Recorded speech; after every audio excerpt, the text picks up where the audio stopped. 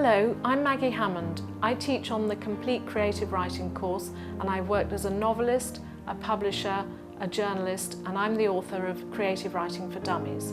I'm here to answer some common questions about writing. It's really important to remember that dialogue is a two-way street. Each character in a good dialogue has a very different agenda from the other one. They've got to disagree.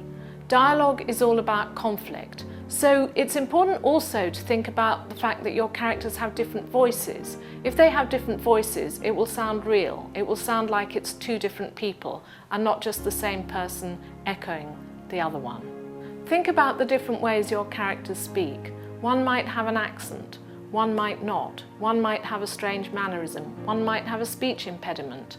Listen to people talk. Listen to real dialogue and see how everyone has a different way of speaking and everyone has their own verbal tics. This can be a really useful way of identifying characters when they're speaking.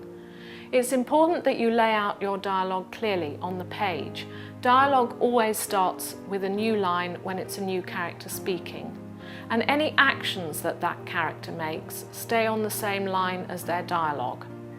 It's important that you don't have your characters going on for too long. That's not dialogue, it's a monologue, and it can be very dull. Beware of certain common faults when writing dialogue.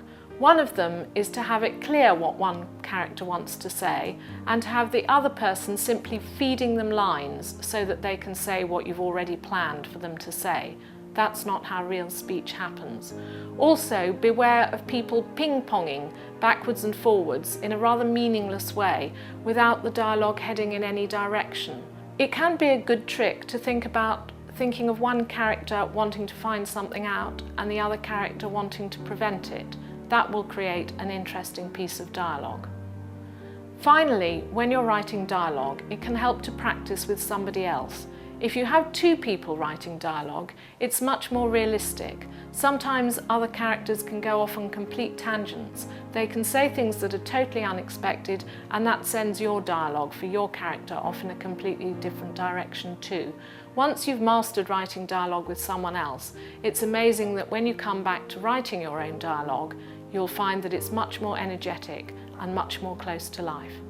And that's how to write dialogue.